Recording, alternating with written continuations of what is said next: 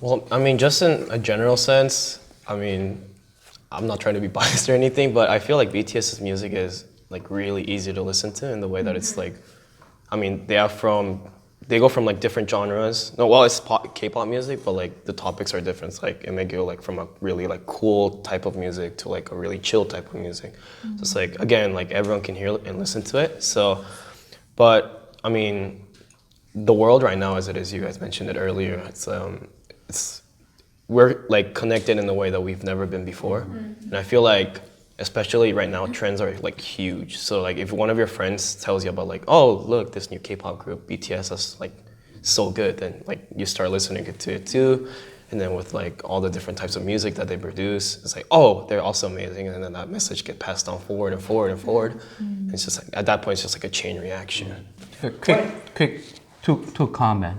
One is the messages they dealing with. Actually, none of them studied English or came to US to study other subject. They are indigenous K-pop group. Even RM, Red Monster, the leader of the group, he studied English through watching the Friends. Yeah. Friends. Yeah, my favorite show. So the reason why they have that global outreach is the issues that Korean youth, young people are wrestling with is no longer Korean issues. Right. It's becoming global issues because of this growing economic inequality between rich and poor, also increasing pressure on young people to survive financially, right? And also many growing social issues, personal issues of depression, suicide. It's not just limited to one country, Korea. That's why they have that, global connection. Right. And also Army, they translate Korean into, English, so people can understand the message. And in that way, they're also exposed to Korean, period, right? The language and the culture. So like, we understand that some of the fans on the fandoms are learning Korean in order to understand. I think in Rose Bowl, you probably, sang together, right? In the Rose Bowl, there were more white and Latino people than Korean people, and then of course, white and Latino people are not as good, are not as good in Korean as like Korean-born people. But like he sang the lyrics to a T, and it was like amazing. Like Wow. yeah. Wow. We Korean call it Daechang.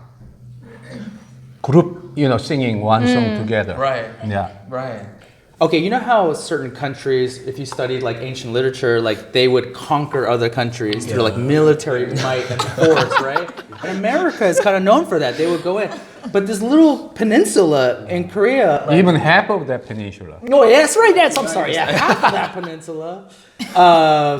They're able to globally dominate through like music and art and their message is like such a strong, beautiful, positive message.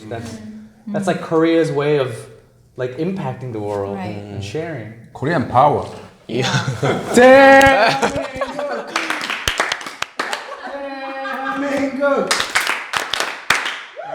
But you know what? Like as a second generation Korean American man, like even as I am a little bit removed from BTS, I'm just becoming a fan today, right? And then they're awesome.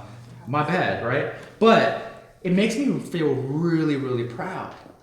So as Korean American youth, how does that make you feel? So I mean, growing up in in America, right?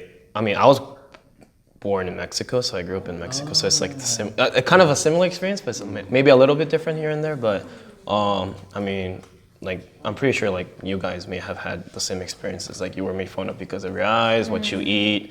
But now it's like now that BTS has been introduced into like their lives, it's like now they see us in a way much different like light. Thank you, BTS. No more lunchbox moments. Thank you, BTS. 너무나 고맙습니다. 진짜 진실로. Yeah. But it's like now they don't ask like now they don't like come up with like racial stereotypes, but now they're like, oh, are you like a fan of BTS like introduced me to like some of the things that like Korean people do and stuff like that. Interesting. Yeah, So what was once marginal, what was once different and foreign becomes the hot thing that everybody wants. Yeah. And just in that way, we've kind of like jumped onto that just by being Korean, Korean American. Yeah, I think we could segue into a little bit of church. For those of you youth members that are watching in Canada, and by the way, BTS was at Canada too, weren't they? Hamilton. Hamilton, that's right. So for those of you watching different parts of the US, thank you so much for tuning in. Do you guys feel that youth are, especially BTS fans, are more committed, more passionate, maybe even feel a more of a bigger sense of community to BTS Army than they are to their youth ministries?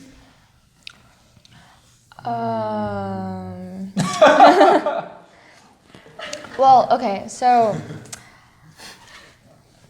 specifically for my youth group, I think that yes, they do have more influence in the way that they can bring. Okay, wait. Well, how? I'll put it this way. Let me put it this way. This Sunday. Yeah. Your pastor says, "Hey, I think we should do something about global warming, climate crisis. How about just as a sign of faith? The first step is you're gonna go and clean up some trash, right?" And then your pastor said that, right? Comparison too. Now, comparison. Let's just say a BTS member went on V Live and said, "Hey, BTS fans, I would love for everybody to go out, pick 20 pieces of trash as a sign that we want to do something about the environment." What do you think would happen in comparison? Let's be honest here. Let's be honest. Yes, be honest. So in a way, BTS has more like moral impact than their youth pastors. Yeah. Why do you think that is?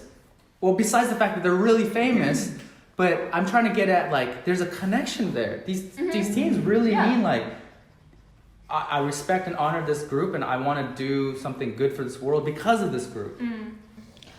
One I think is that like the K-pop culture in the sense and like how fandom works has been like it's not only that they say, for example, like they like speak about suicide or depression, but they also like go out and like I remember they talked at the UN. So they have a UNICEF charitable campaign where they ask people for personal donations. It's like the Love Yourself campaign, right? But you were saying?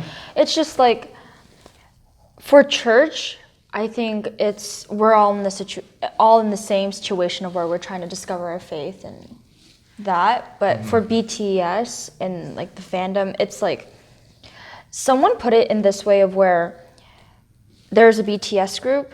Say for example, there's like BTS, and then all these fans are more like their parents.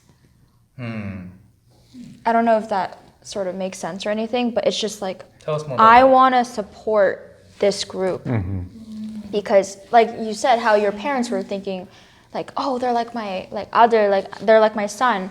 It's all these fans that feel that way in a sense, and if something were to happen to them, they care for them, and like it's just that attachment has grown to, hey, if you support something, I want to be there for you. So what you're saying is, what I'm hearing is this. Because of what BTS stands for and the ways that they're really genuine with their fans, and because they're really, really, at least from what we believe is they want to do the best for the world. Yeah. Whatever they do, we want to support with money, by showing up. Whatever I can do. Whatever I can do to support that. Exactly. Okay, I don't see that in church. I don't see youth kids being passionate about supporting what's going on in church. I put that responsibility on the church. So I want to hear from you guys or from anybody, like, what is the church doing wrong? Or what can the church do right? Either of those questions. You know, what's interesting is that when you're watching music videos, what's happening in your body is sending dopamine into your body because you're literally being so satisfied and so happy by what you're seeing. So your body is processing happiness. And dopamine, that's the stuff that drives the feeling of love in relationships. So when you're in like a love, and you're like in love, your system is pumping dopamine into your body. And so, you know, I can see how these people, how the fandom, they see this group and they feel genuine feelings of love towards this group. And there's instant re-satisfaction given through that. But then at church, you come to church and then sometimes that instant relationship or that feeling of love that helps to, you know, trigger those responses of satisfaction aren't always there. And so I can see with BTS, there's an immediate kind of feeling that people might get. Yeah, I think church is losing that sense of affection and compassion and acceptance that triggering, you know, that energy, that feeling of love among the people. Yeah?